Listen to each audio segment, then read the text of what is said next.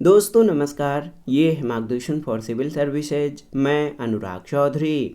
दोस्तों आज की वीडियो में हम भारतीय राष्ट्रीय आंदोलन के अंतर्गत 1917 से 1947 यानी स्वतंत्रता प्राप्ति तक के महत्वपूर्ण राष्ट्रीय घटनाक्रम और उनसे संबंधित महत्वपूर्ण तथ्यों को कवर करेंगे। ये वीडियो विभिन्न प्रतियोगी परीक्षाओं के सामान्य ज्ञान और सामान्य अध्ययन के प्रारंभिक और मुख्य परीक्षा के लिए बेहद महत्वपूर्ण है। तो आइए शुरू करते हैं। भारतीय राष्ट्रीय आंदोलन 1917 से 1947 प्रमुख घटनाक्रम और महत्वपूर्ण तथ्य। सबसे पहले इसमें हम देखेंगे भारत में गांधी जी का उत्थान। दोस्तों मोहनदास करमचंद गांधी सन 1915 में दक्षिण अफ्रीका, जहां वे 20 वर्षों से अधिक समय तक रहे थे, वहां से भारत लौटे। वहां उन्होंने भारतीयोों के साथ किए गए भेदभाव के खिलाफ एक शांतिपूर्ण आंदोलन का नेतृत्व किया और एक सम्मानित नेता के रूप में उभरे थे। दक्षिण अफ्रीका में उन्होंने अपने सत्याग्रह ब्रांड को विकसित किया और भारत में उन्होंने पहली बार बिहार के चंपारण में ब्रिटिश सरकार के खिलाफ इस अस्त्र का प्रयोग किया था।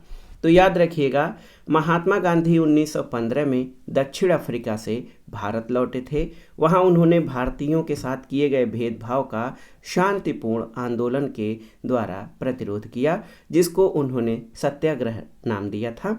और भारत में पहली बार इन्होंने बिहार के चंपारण में ब्रिटिश सरकार के खिलाफ इस सत्याग्रह का प्रयोग किया। आइए चंपारण सत्याग्रह 1917 के बारे में जानते हैं। दोस्तों स्वतंत्रता संग्राम में गांधी जी द्वारा प्रथम सविनय अवज्ञा आंदोलन चंपारण सत्याग्रह 1917 है। नील कृषक राजकुमार शुक्ला के आमंत्रण पर गांधी जी बिहार के चंपारण में किसानों की परिस्थितियों की जांच के लिए गए।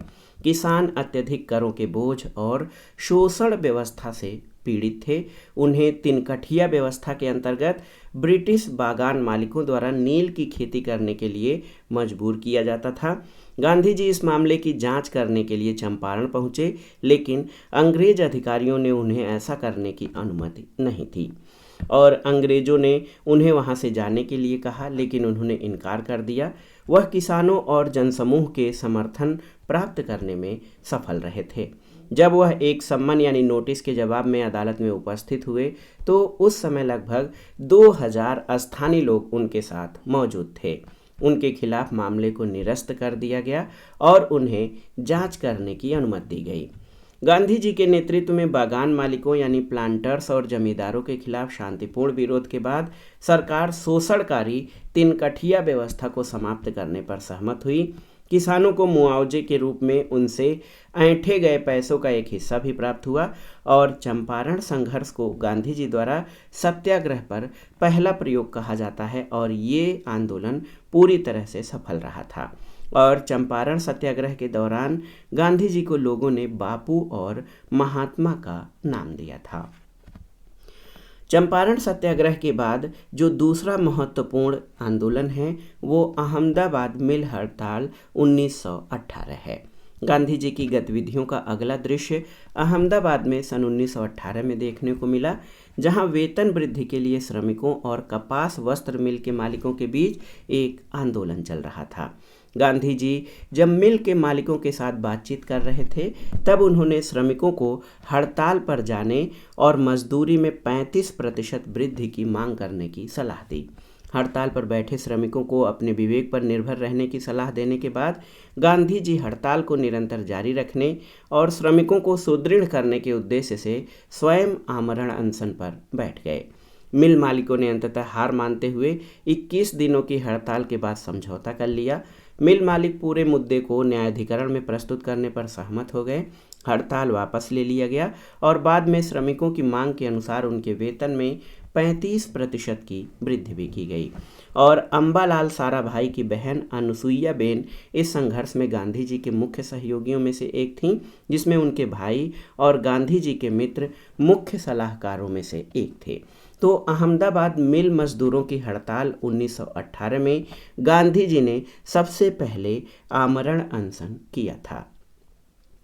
अगला है खेड़ा सत्याग्रह 1918। इसके बारे में जानते हैं। दोस्तों गुजरात के खेड़ा जिले में सूखे के कारण वर्ष 1918 में जो फसलें थी वो नष्ट हो गई थीं। कानून के अनुसार किसान छूट के हकदार थे यदि उत्पादन सामान्य उत्पादन के 1/4 से कम हो तो, लेकिन सरकार ने भू राजस्व का भुगतान करने से किसी की भी छूट को अस्वीकृत कर दिया था। गांधी जी के मार्गदर्शन के तहत सरदार वल्लभ भाई पटेल ने अकाल के मद्देनजर करों के संग्रहण के विरुद्ध विरोध प्रदर्शन में किसानों का नेतृत्व किया। जिले की सभी जातियों और वर्णों के लोगों ने आंदोलन में अपना समर्थन किया था।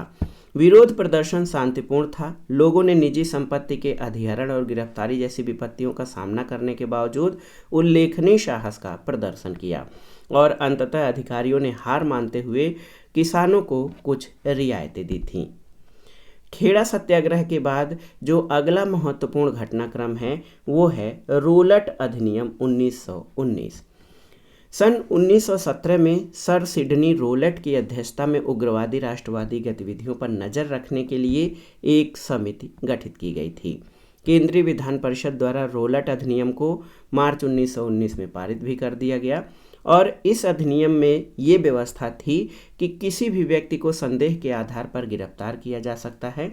ऐसी गिरफ्तारी के खिलाफ कोई भी अपील या याचिका दायर नहीं की जा सकती है। इस अधिनियम को काला अधिनियम या ब्लैक एक्ट के नाम से जाना गया। इसका व्यापक स्तर पर विरोध किया गया और इस अधिनियम के विरोध में 6 अप्रैल 1919 को एक अखिल भारतीय हड़ताल का आयोजन किया गया। पूरे देश में बैठकों का आयोजन किया गया। महात्मा गांधी को दिल्ली के पास गिरफ्तार कर लिया गया और पंजाब के 2 प्रमुख नेताओं डॉक्टर सत्यपाल और डॉक्टर सैफुद्दीन किचलू को अमृतसर में गिरफ्तार किया गया। इसके बाद एक देखिए महत्वपूर्ण घटना है जो बहुत ही हृदय विदारक घटना है। भारतीय स्वतंत्रता आंदोलन में जलियांवाला बाग हत्याकांड 13 अप्रैल 1919। दोस्तों, जलियांवाला बाग नरसंहार 13 अप्रैल 1919 को हुआ और ये भारत के स्वतंत्रता आंदोलन के इतिहास में एक क्रांतिकारी परिवर्तन था। पंजाब में रोलट सत्याग्रह के लिए महत्वपूर्ण समर्थन था। हिंसक परिस्थितियों का सामना करते हुए पंजाब सरकार ने जनरल डायर के अधीन सैन्य अधिकारियों को प्रशासन सौंप दिया। उन्होंने सभी सार्वजनिक बैठकों पर प्रतिबंध लगा दिया, राजनीतिक नेताओं को हिरासत में ले लिया और 13 अप्रैल को बैसाखी के दिन जलियांवाला बाग में एक सार्वजनिक बैठक का आयोजन किया गया और डायर ने बिना कोई चेतावनी दिए भीड़ पर गोलियों की बौछार करवा दी। गोलियों की बौछार लगभग 10 से 15 मिनट तक लगातार जारी रही और गोलियों के समाप्त होने पर ही फायरिंग बंद हुई और आधिकारिक रिपोर्ट के अनुसार इस घटना में 379 लोग मारे गए और 1137 लोग गंभीर रूप से घायल हुए थे और इस घटना के विरोध स्वरूप रविन्द्रनाथ टैगोर ने अपनी नाइटहुड की उपाधि को त्याग दिया था और जलियांवाला बाग नरसंहार ने स्वतंत्रता संग्राम के लिए जबरदस्त प्रेरणा दी थी। अगला महत्वपूर्ण घटनाक्रम खिलाफत आंदोलन है। खिलाफत आंदोलन का मुख्य कारण प्रथम विश्व युद्ध में तुर्की की हार थी। मुसलमानों ने सेवर्स संधि 1920 की कठोर शर्तों को स्वयं के अपमान के तौर पर लिया। संपूर्ण आंदोलन मुस्लिम विश्वास पर आधारित था कि खलीफा यानी तुर्की का सुल्तान पूरे विश्व के मुसलमानों का धार्मिक प्रधान था। मौलाना अबुल कलाम आज़ाद, एम.ए. अंसारी, सैफुद्दीन किचलू और अली भाई इस आंदोलन के प्रमुख नेता थे। महात्मा गांधी का विशेष सरोकार देश को आज़ाद कराने के लिए हिंदुओं और मुसलमानों को एक करना था और खिलाफत आंदोलन को 1920 में महात्मा गांधी द्वारा आरंभ किए गए असहयोग आंदोलन के साथ विलय कर दिया गया था। अब आइए जानते हैं भारतीय स्वतंत्रता के महत्वपूर्ण आंदोलन असहयोग आंदोलन के बारे में। ये आंदोलन 1920 से 1922 तक चला था। असहयोग आंदोलन रौलट अधिनियम, जलियांवाला बाग हत्याकांड और खिलाफत आंदोलन की अगली कड़ी थी। इसे दिसंबर 1920 में नागपुर सत्र में भारतीय राष्ट्रीय कांग्रेस द्वारा अनुमोदित किया गया था। असहयोग आंदोलन के कई कार्यक्रम थे जिसमें शीर्षकों और मानद पदों का अभ्यर्पण था, स्थानीय निकायों की सदस्यता से इस्तीफा, 1919 के अधिनियम के प्रावधानों के तहत आयोजित चुनाव का बहिष्कार और सरकारी कार्यक्रमों का बहिष्कार असहयोग आंदोलन के प्रमुख बिंदु थे। इसमें कोर्ट, सरकारी विद्यालयों और विश्वविद्यालयों का बहिष्कार किया गया, विदेशी वस्तुओं का बहिष्कार, राष्ट्रीय विद्यालयों, विश्वविद्यालयों और निजी पंचायत न्यायालयों की स्थापना की गई, स्वदेशी और खादी को लोकप्रिय बनाया गया। राष्ट्रीय विद्यालयों जैसे काशी विद्यापीठ, बिहार विद्यापीठ और जामिया मिलिया इस्लामिया की स्थापना की गई। और विधानसभा का चुनाव लड़ने के लिए कांग्रेस का कोई भी नेता आगे नहीं आया। सन 1921 में वेल्स के राजकुमार के खिलाफ उनके भारत दौरे के दौरान बड़े पैमाने पर विरोध प्रदर्शन का आयोजन किया गया। ज़्यादातर घरों में चरखों की सहायता से कपड़ा की बुनाई की जाने लगी, लेकिन चौरी चौरा की घटना जो 4 फरवरी 1922 को हुई थी, इसके बाद गांधी जी द्वारा 11 फरवरी 1922 को सभी आंदोलनों को अकस्मात वापस ले लिया गया। यूपी के गोरखपुर जिले में इससे पहले 4 फरवरी को क्रोधित भीड़ ने चौरी चौरा में स्थित पुलिस थाने को आग के हवाले कर दिया, जिसमें 22 पुलिसकर्मी जलकर मर गए थे। और भारतीय आंदोलन में इस हिंसा के कारण गांधी जी ने असहयोग आंदोलन वापस ले लिया था। लेकिन असहयोग आंदोलन कई दृष्टियों से महत्वपूर्ण था। ये भारतीय समाज के विभिन्न वर्गों की भागीदारी के साथ वास्तविक जन आंदोलन था। इसमें किसान, श्रमिक, छात्र, शिक्षक और महिलाएं शामिल थे। ये भारत के दूर दराज क्षेत्रों में राष्ट्रवाद के प्रसार का साक्षी बना। इसने खिलाफत आंदोलन के विलय के परिणाम स्वरूप हिंदू मुस्लिम एकता की मजबूती को भी चिन्हित किया और इसने विपत्तियों का सामना करने और त्याग करने की जन समूह की स्वेच्छा और सामर्थ्य का प्रदर्शन किया। तो असहयोग आंदोलन को भारतीय राष्ट्रीय आंदोलन में महत्वपूर्ण मील का पत्थर समझा जाता है। अब आइए इसके बाद स्वराज पार्टी से संबंधित महत्वपूर्ण तथ्यों को देखते हैं। असहयोग आंदोलन के निलंबन यानी समाप्ति के फलस्वरूप दिसंबर 1922 में कांग्रेस के गया सत्र में कांग्रेस का विभाजन हुआ। मोतीलाल नेहरू और चित्तरंजन दास जैसे नेताओं ने 1 जनवरी 1923 को कांग्रेस के भीतर एक अलग समूह का गठन किया, जिसे स्वराज पार्टी के नाम से जाना गया। स्वराजी परिषद चुनाव में चुनाव लड़ना चाहते थे और सरकार को भीतर से कमज़ोर करना चाहते थे, और चुनाव में स्वराज पार्टी ने शानदार सफलता हासिल की। केंद्रीय विधान परिषद में मोतीलाल नेहरू पार्टी के नेता बने, जबकि बंगाल में पार्टी की अध्यक्षता CR दास ने की थी। इन्होंने 1919 में भारत सरकार अधिनियम में आवश्यक बदलावों के साथ भारत में एक जिम्मेदार सरकार की स्थापना की मांग की और पार्टी सरकार के दमनकारी कानूनों के खिलाफ महत्वपूर्ण प्रस्ताव पारित कर सकती थी। जून 1925 में CR दास के निधन के बाद स्वराज पार्टी कमज़ोर पड़ना शुरू हो गई थी। तो याद रखिएगा, स्वराज पार्टी का गठन असहयोग आंदोलन के समाप्ति के फलस्वरूप दिसंबर 1922 में जो है कांग्रेस के गया सत्र में कांग्रेस में थोड़ा सा अलगाव हुआ और 1 जनवरी 1923 को कांग्रेस के भीतर ही स्वराज पार्टी का गठन किया गया था। अब आइए देखते हैं साइमन कमीशन के बारे में। देखिए, नवंबर 1927 में ब्रिटिश सरकार ने भारत सरकार अधिनियम 1919 के कार्यों की जांच करने और परिवर्तनों पर सुझाव देने के लिए साइमन कमीशन को नियुक्त किया। आयोग में एक भी भारतीय प्रतिनिधि को शामिल नहीं किया गया और इसमें सभी अंग्रेजों को शामिल किया गया। इसे व्हाइट मेंस कमीशन की संज्ञा दी जाती है। आयोग जब फरवरी 1928 में भारत पहुंचा तो इसने देशव्यापी विरोध का सामना किया। यहाँ तक कि केंद्रीय विधानसभा के अधिकांश सदस्यों ने भी आयोग का बहिष्कार किया। जहाँ जहाँ आयोग गया वहाँ प्रदर्शन और हड़ताल के आयोजन के साथ पूरे देश में जो है गैर साइमन समितियों का गठन किया गया। शांतिपूर्ण प्रदर्शनकारियों को कई स्थानों पर पुलिस के द्वारा मारा पीटा गया और लाला लाजपत राय पर हमला किया गया, जिसके बाद उनकी मृत्यु हो गई थी। अब आइए देखते हैं नेहरू रिपोर्ट 1928 के बारे में। इस बीच राज्य सचिव लॉर्ड बर्केनहेड ने भारतीयों को एक संविधान का निर्माण करने की चुनौती दी। चुनौती को कांग्रेस द्वारा स्वीकार किया गया और 28 फरवरी 1928 को एक अखिल पार्टी बैठक बुलाई गई। भारत के भविष्य के संविधान का खाका तैयार करने के लिए 8 सदस्यों की एक समिति का गठन किया गया था, जिसकी अध्यक्षता मोतीलाल नेहरू ने की थी। रिपोर्ट के बिंदु देखिए दोस्तों, अगला तत्काल चरण जो है स्वतंत्र उपनिवेश की स्थिति था। केंद्र में पूर्ण जिम्मेदार सरकार की स्थापना पर इसमें अनुशंसा की गई। प्रांतों के लिए स्वायत्तता की मांग की गई और केंद्र और प्रांतों के बीच शक्तियों के स्पष्ट विभाजन पर, और केंद्र में एक द्विपक्षीय विधानमंडल। मोहम्मद अली जिन्ना ने इसे मुसलमानों के हितों के लिए हानिकारक माना था और जिन्ना ने मुसलमानों का एक अखिल भारतीय सम्मेलन बुलाया, जहां उन्होंने मुस्लिम लीग की मांगों के अनुरूप 14 बिंदुओं की सूची पर सभी का ध्यान आकर्षित किया था। तो नेहरू रिपोर्ट के विरुद्ध मोहम्मद अली जिन्ना ने मुसलमानों का एक अखिल भारतीय सम्मेलन बुलाया था, जिसमें उन्होंने मुस्लिम लीग की मांगों के रूप में 14 बिंदुओं की सूची पर सबका ध्यान आकर्षित किया था। अब आइए एक महत्वपूर्ण भारतीय राष्ट्रीय आंदोलन के पड़ाव सविनय अवज्ञा आंदोलन के बारे में जानते हैं।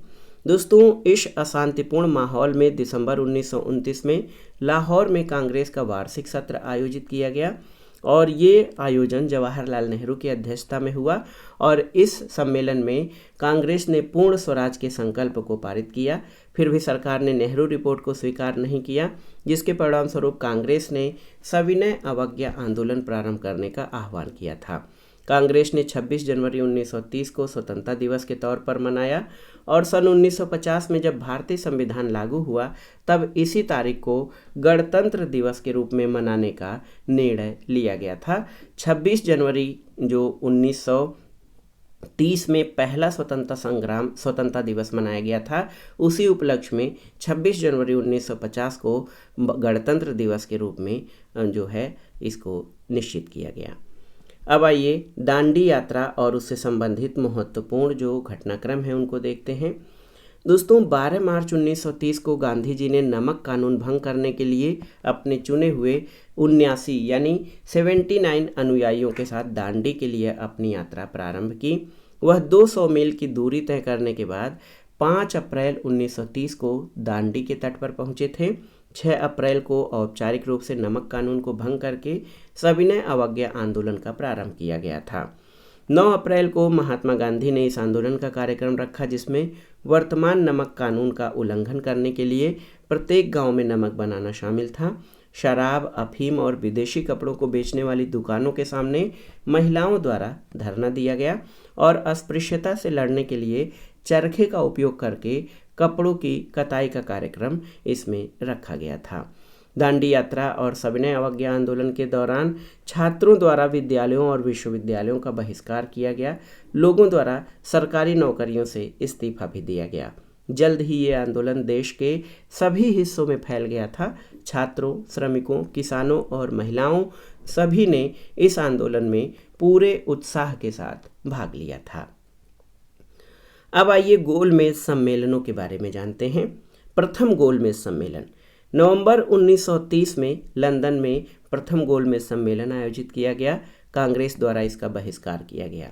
जनवरी 1931 में वार्ता के लिए अनुकूल माहौल बनाने का उद्देश्य इसमें निर्धारित किया गया। सरकार ने कांग्रेस पार्टी पर लगे प्रतिबंध को हटा दिया, जेल में बंद इसके नेताओं को रिहा कर दिया और 8 मार्च 1931 को गांधी इरविन संधि पर हस्ताक्षर किए गए। इस समझौते के अनुसार महात्मा गांधी सविनय अवज्ञा आंदोलन को स्थगित करने और द्वितीय गोलमेज सम्मेलन में भाग लेने के लिए सहमत हुए। सितंबर 1931 में द्वितीय गोलमेज सम्मेलन लंदन में आयोजित किया गया। महात्मा गांधी ने इस सम्मेलन में भाग लिया, लेकिन वे निराशा के साथ भारत लौटे क्योंकि पूर्ण स्वतंत्रता की मांग और सांप्रदायिक मुद्दे पर कोई समझौता नहीं हो सका। जनवरी 1932 में सविनय अवज्ञा आंदोलन फिर से आरंभ हुआ और सरकार ने महात्मा गांधी और सरदार पटेल को गिरफ्तार करके कांग्रेस पार्टी पर प्रतिबंध लगाते हुए विरोध का जवाब दिया था। कम्युनल अवार्ड या सांप्रदायिक पंचाट क्या है? तो अगस्त 1932 में ब्रिटिश प्रधानमंत्री रैमजे मैकडोनाल्ड द्वारा सांप्रदायिक या कम्युनल अवार्ड घोषित किए गए। ये अंग्रेजों की नीति फूट डालो और शासन करो की एक और अभिव्यक्ति थी। मुस्लिम, सिख और ईसाइयों को पहले से ही अल्पसंख्यकों के रूप में चिन्हित किया गया था। सांप्रदायिक अवार्ड या कम्युनल अवार्ड उदासीन वर्ग के साथ साथ अल्पसंख्यकों के लिए भी घोषित किए गए और उन्हें पृथक निर्वाचक मंडलों के लिए हकदार माना गया। अब आइए पूना संधि 1932 के बारे में जानते हैं। सन 1930 तक डॉक्टर अंबेडकर देश के उदासीन लोगों के समर्थन के कारण राष्ट्रीय स्तर के नेता बन गए थे। प्रथम गोलमेज सम्मेलन में इन लोगों की वास्तविक स्थिति को प्रस्तुत करने के दौरान इन्होंने इनके लिए अलग निर्वाचक मंडल की मांग की थी। 16 अगस्त 1932 को ब्रिटिश प्रधानमंत्री रैमजे मैकडोनाल्ड ने एक घोषणा की जो सांप्रदायिक पंचाट के तौर पर सामने आई। महात्मा गांधी ने कम्युनल अवार्ड के खिलाफ विरोध प्रदर्शन किया और 20 सितंबर 1932 को यरवदा जेल में आमरण अनशन पर बैठ गए। अंततः डॉक्टर अंबेडकर और गांधी जी के बीच एक समझौता हुआ। इस समझौते को पूना पैक्ट या पूना संधि के नाम से जाना जाता है। ब्रिटिश सरकार ने भी इसे मंजूरी प्रदान की। उसके अनुसार विभिन्न प्रांतीय विधानमंडलों में सांप्रदायिक पुरस्कार में प्रदत्त या दिए गए 71 सीटों के बदले 148 सीटें जो है अनुसूचित जाति के लिए आरक्षित की गई थी। तृतीय गोलमेज सम्मेलन 1932 तो कांग्रेस ने इसमें भाग नहीं लिया था। इसके बावजूद मार्च 1933 में ब्रिटिश सरकार ने एक आधिकारिक श्वेत पत्र यानी व्हाइट पेपर जारी किया जो भारत सरकार अधिनियम 1935 के अधिनियम का आधार बना था। आइए भारत शासन अधिनियम 1935 के बारे में जान लेते हैं, जो बहुत ही महत्वपूर्ण अधिनियम था भारतीय शासन व्यवस्था और भारतीय संविधान की पृष्ठभूमि के लिए। भारत सरकार अधिनियम 1935 को जो है पारित किया गया किसके आधार पर? साइमन आयोग की रिपोर्ट के आधार पर, गोलमेज सम्मेलन और ब्रिटिश सरकार द्वारा 1933 में जारी किए गए श्वेत पत्र के परिणाम स्वरूप भारत सरकार अधिनियम 1935 को पारित किया गया। इस अधिनियम की जो प्रमुख विशेषताएं थीं उनको जान लेते हैं।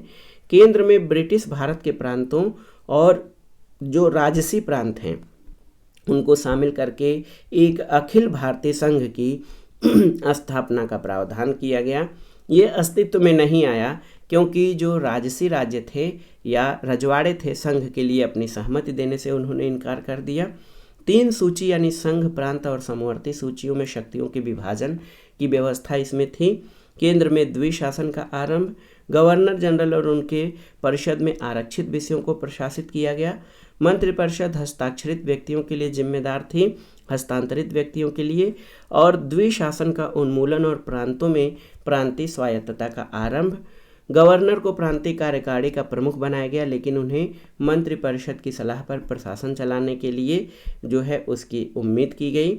बंगाल, मद्रास, बॉम्बे, संयुक्त प्रांत, बिहार और असम के प्रांतीय विधानमंडलों को द्विशासी बनाया गया और सिख, यूरोपीय भारतीय ईसाइयों और एंग्लो भारतीयों के लिए अलग निर्वाचन क्षेत्र के सिद्धांत पर विस्तार किया गया और मुख्य न्यायाधीश और 6 न्यायाधीशों के साथ दिल्ली में एक संघीय न्यायालय की स्थापना 1935 के जो है भारत शासन अधिनियम द्वारा किए जाने की व्यवस्था की गई। द्वितीय विश्व युद्ध और भारतीय राष्ट्रीय आंदोलन, तो सन 1937 में भारत सरकार अधिनियम 1935 के प्रावधानों के तहत चुनाव आयोजित किए गए। भारत के 7 राज्यों में कांग्रेस मंत्रालयों का गठन हुआ। 1 सितंबर 1939 को द्वितीय विश्व युद्ध प्रारंभ हुआ था और ब्रिटिश सरकार ने भारत के लोगों से परामर्श किए बिना युद्ध में देश को शामिल कर दिया। विरोध प्रदर्शन के फलस्वरूप प्रांतों में कांग्रेस मंत्रिमंडलों ने 12 दिसंबर 1939 को इस्तीफा दे दिया। मुस्लिम लीग ने उस दिन को उद्धार दिवस या मुक्ति दिवस के रूप में मनाया था। मार्च 1940 में मुस्लिम लीग ने पाकिस्तान के निर्माण की मांग की थी। अब आइए अगस्त प्रस्ताव के बारे में जानते हैं। दोस्तों, द्वितीय विश्व युद्ध के दौरान भारतीयों के सहयोग को सुनिश्चित करने के उद्देश्य से ब्रिटिश सरकार ने 8 अगस्त 1940 को एक घोषणा की। इसको अगस्त प्रस्ताव कहा जाता है और इसमें जो प्रमुख प्रावधान थे, भारत के लिए स्वतंत्र उपनिवेश का उद्देश्य, वायसराय की कार्यकारिणी परिषद का विस्तार और रक्षा, अल्पसंख्यक अधिकार, राज्यों के साथ संधियों और अखिल भारतीय सेवाओं से संबंधित सरकार के दायित्वों के पूर्ति के लिए उनकी सामाजिक, आर्थिक और राजनीतिक अवधारणाओं के अनुसार युद्ध के उपरांत भारतीयों को शामिल करके संविधान सभा की स्थापना और अल्पसंख्यकों की सहमति के बिना भविष्य में किसी भी संविधान को नहीं अपनाया जाएगा। ये अगस्त प्रस्ताव के प्रमुख बिंदु थे। अगस्त प्रस्ताव पर भारतीयों की जो प्रतिक्रिया ये थी कि कांग्रेस ने अगस्त प्रस्ताव को अस्वीकृत कर दिया।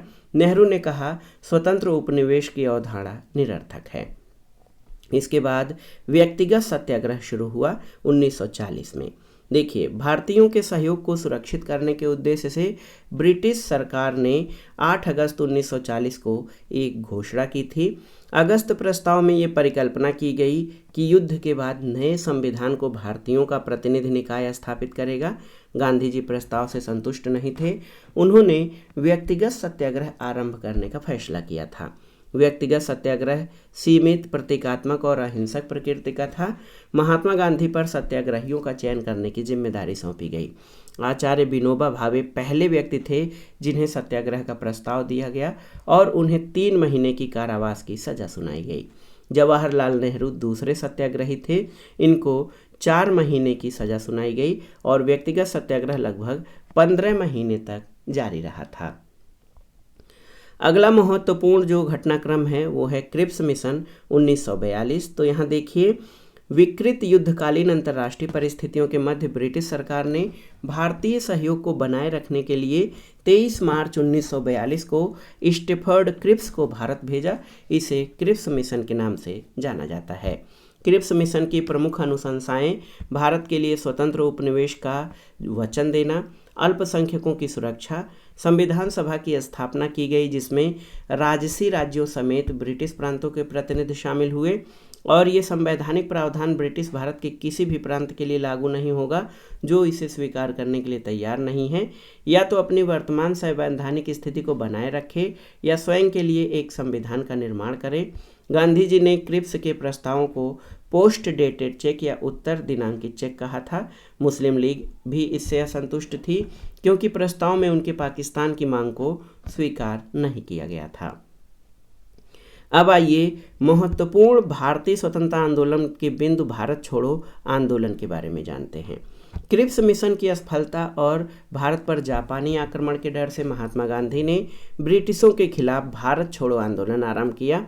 महात्मा गांधी का विश्वास था कि अंग्रेजों के भारत छोड़ने के बाद ही अंतरिम सरकार बनाई जा सकती है और तभी हिंदू मुस्लिम समस्या का हल निकाला जा सकता है। अखिल भारतीय कांग्रेस समिति की बैठक 8 अगस्त 1942 को मुंबई में हुई और प्रसिद्ध भारत छोड़ो संकल्प पारित किया गया और उसी दिन गांधी जी ने करो या मरो का आह्वान किया था। 8 और 9 अगस्त 1942 को सरकार ने कांग्रेस के सभी प्रमुख नेताओं को गिरफ्तार कर लिया।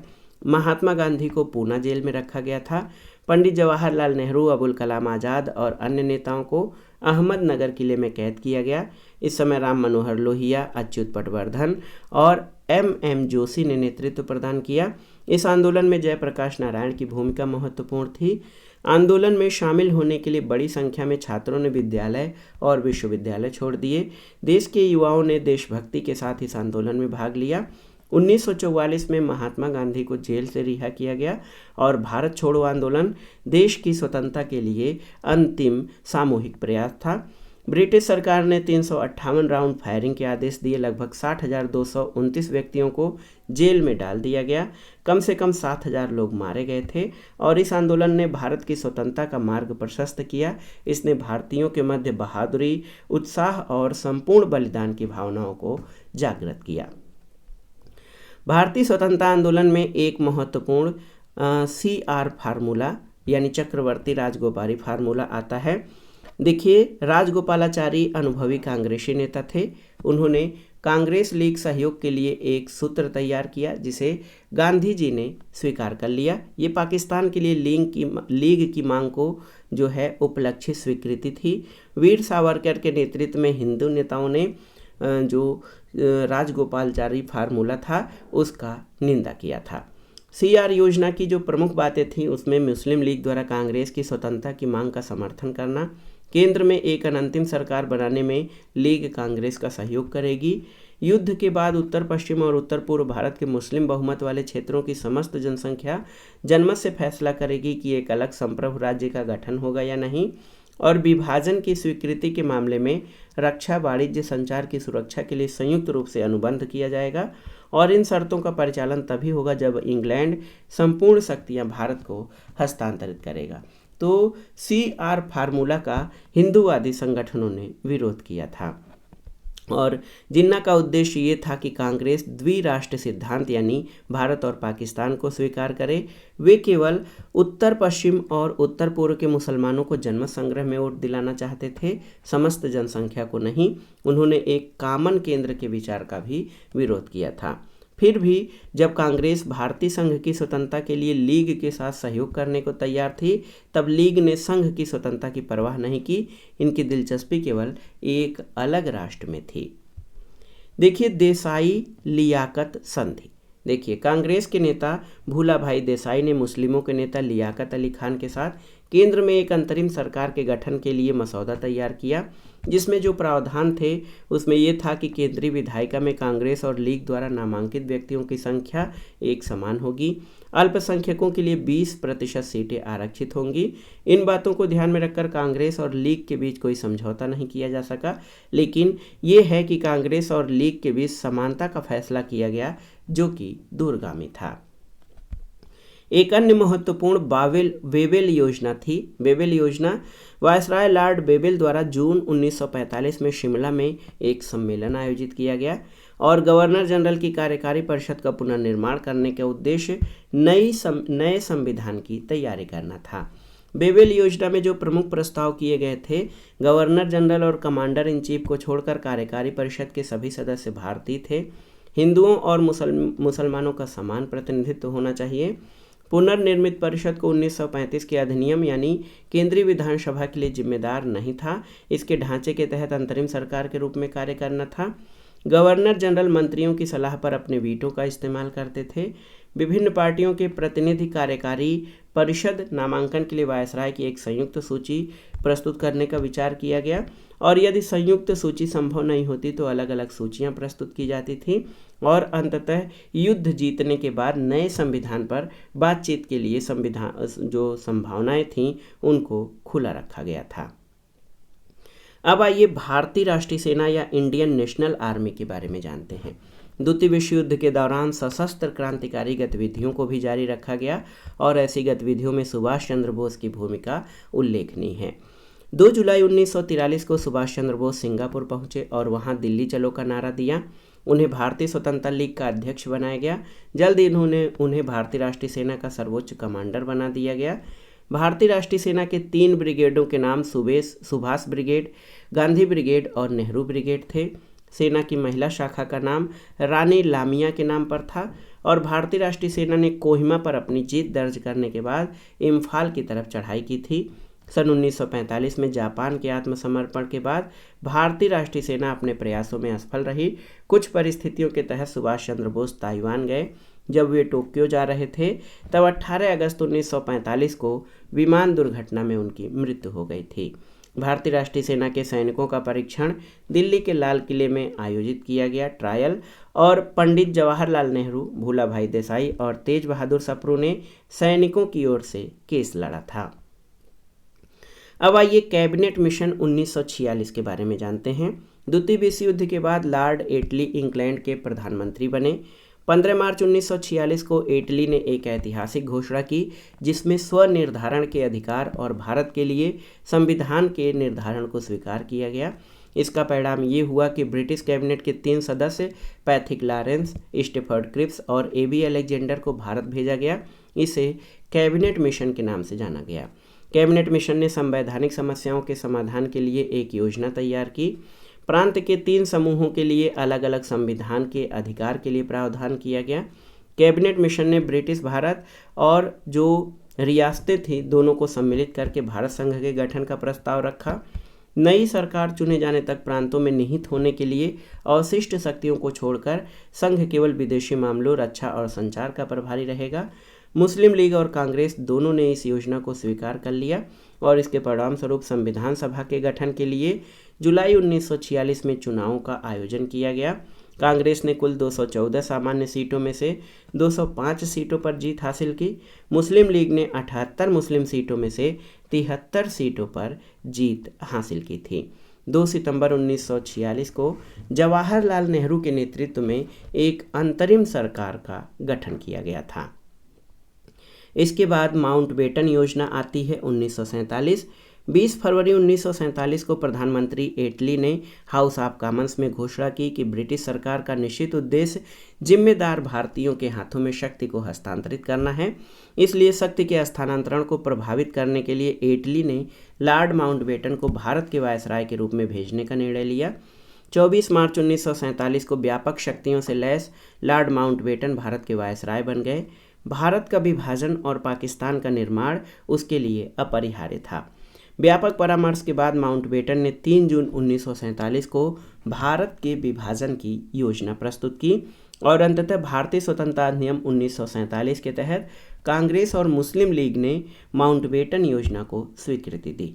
ब्रिटिश सरकार ने 18 जुलाई 1947 को भारतीय स्वतंत्रता अधिनियम को लागू करके माउंटबेटन योजना को औपचारिक अनुमोदन प्रदान कर दिया और देश का विभाजन भारत और पाकिस्तान के तौर पर 15 अगस्त 1947 से लागू हुआ था। ब्रिटिश सरकार ने सभी शक्तियों को इन दो स्वतंत्र उपनिवेश को स्थानांतरित कर दिया। सीमा आयोग ने पंजाब और बंगाल के प्रांतों की सीमाओं का सीमांकन किया। अधिनियम दो स्वतंत्र उपनिवेशों की संविधान सभाओं को सत्ता हस्तांतरण प्रदान कर रहा है, जिसके तहत उन्हें अपने देश के लिए संविधान निर्माण का पूर्ण अधिकार होगा। रेडक्लिफ सीमा आयोग ने भारत और पाकिस्तान को अलग करने वाली सीमा रेखा खींची। दो स्वतंत्र राज्यों के रूप में 15 अगस्त 1947 को भारत और 14 अगस्त को पाकिस्तान अस्तित्व में आया। लॉर्ड माउंटबेटन को स्वतंत्र भारत का पहला गवर्नर जनरल बनाया गया, जबकि मोहम्मद अली जिन्ना पाकिस्तान के पहले गवर्नर जनरल बने। सबसे दुखद घटना 30 जनवरी 1948 को हुई, जब राष्ट्रपिता महात्मा गांधी की प्रार्थना सभा में जाकर नाथूराम गोडसे ने हत्या कर दी थी।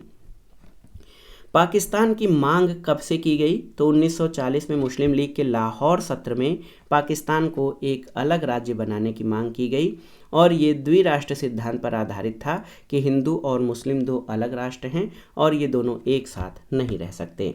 मुस्लिम लीग ने मांग की कि भारत के उत्तर पश्चिमी और पूर्वी क्षेत्रों में जहां मुसलमान बहुसंख्यक हैं, उनको एक साथ मिलाकर एक स्वायत्त और संप्रभु राज्य का गठन किया जाना चाहिए। मुस्लिमों के एक बड़े भाग ने अलग राज्य की मांग का विरोध किया, जो अलगाववादी मांग के खिलाफ थे। अनेक राष्ट्रवादी नेताओं जैसे अबुल कलाम आज़ाद, जो हमेशा राष्ट्रीय आंदोलन में अग्रणी थे, उन्होंने अलग राज्य की मांग का विरोध किया और सांप्रदायिक प्रवृत्तियों और भारतीय लोगों की स्वतंत्रता के लिए संघर्ष किया। इनमें सबसे अधिक प्रसिद्ध उत्तर पश्चिम सीमा प्रांत में खुदाई खिदमतगार बलूचिस्तान में अबुल गफ्फार खां द्वारा आयोजित वतन पार्टी अखिल भारतीय मौमिन सम्मेलन, अहरार पार्टी अखिल भारतीय शिया राजनीतिक सम्मेलन और आज़ाद मुस्लिम सम्मेलन थे। इस संगठन ने कांग्रेस के साथ स्वतंत्रता संघर्ष में मुसलमानों का नेतृत्व किया था। मुस्लिम लीग को ब्रिटिश सरकार ने अलग राज्य की मांग को दबाने के लिए प्रोत्साहित किया और ब्रिटिश साम्राज्यवाद का खेल खेला, जिसने आज़ादी आंदोलन के बाधित और प्रभावित किया था। जब कांग्रेस ने स्वतंत्रता की मांग को लेकर ब्रिटिश रवैये के विरोध में प्रांतीय सरकारों को वापस लिया, तब मुस्लिम लीग इस उद्देश्य को, आप जान लीजिए कि जब कांग्रेस ने स्वतंत्रता की मांग को लेकर ब्रिटिश रवैये के विरोध में प्रांतीय सरकारों से वापस लिया था या प्रांतीय सरकारों से सभी सरकारों ने त्यागपत्र दिया, तो मुस्लिम लीग ने इस दिन को मुक्ति दिवस या उद्धार दिवस के रूप में मनाया और प्रांतों में मंत्रालयों के निर्माण का प्रयास किया, जबकि उनके पास किसी भी प्रांतीय विधानमंडल में बहुमत नहीं था। जिन्ना चुनाव के परिणामों से चिंतित थे, क्योंकि मुस्लिम लीग को संविधान सभा में पूरी तरह समाप्त होने का खतरा था। उसके अनुसार मुस्लिम लीग ने 29 जुलाई 1946 को कैबिनेट मिशन योजना को अपनी स्वीकृति को वापस ले लिया था और इन्होंने एक डायरेक्ट एक्शन प्रत्यक्ष कार्रवाई संकल्प पारित किया, जिसे ब्रिटिश सरकार और कांग्रेस 16 अगस्त 1946 दोनों ने निंदा की थी और इसके परिणाम स्वरूप बहुत अधिक सांप्रदायिक दंगे हुए थे। तो दोस्तों, ये था आज का वीडियो। इसमें हमने भारतीय राष्ट्रीय आंदोलन के अंतर्गत 1917 से 1947 तक के सभी महत्वपूर्ण जो स्वतंत्रता आंदोलन और राष्ट्रीय आंदोलन से संबंधित जो महत्वपूर्ण घटनाक्रम थे और उनसे संबंधित महत्वपूर्ण मुद्दे थे, उनको हमने एक साथ कवर किया है। क्रम में रहने से ये आपको अच्छे से तैयार हो जाएगा। महत्वपूर्ण तथ्यों पर भी हमने विशेष फोकस किया है जो प्रारंभिक परीक्षा के लिए महत्वपूर्ण हैं, और इसमें से जो घटनाएं हैं और उनका कारण और जो विचार है वो सभी मुख्य परीक्षाओं के लिए भी बेहद महत्वपूर्ण है। तो आप इसका प्रयोग प्रारंभिक और मुख्य परीक्षा दोनों के लिए कर सकते हैं, न केवल भारतीय इतिहास विषय के लिए बल्कि सामान्य ज्ञान और सामान्य अध्ययन के प्रारंभिक परीक्षा में इसकी भूमिका भी बहुत ही महत्वपूर्ण है। तो ये वीडियो आपको कैसा लगा हमें कमेंट बॉक्स में ज़रूर बताइएगा। वीडियो को लाइक करें, शेयर करें और इस चैनल मार्गदर्शन फॉर सिविल सर्विसेज को सब्सक्राइब करें। वीडियो देखने के लिए धन्यवाद दोस्तों। नमस्कार।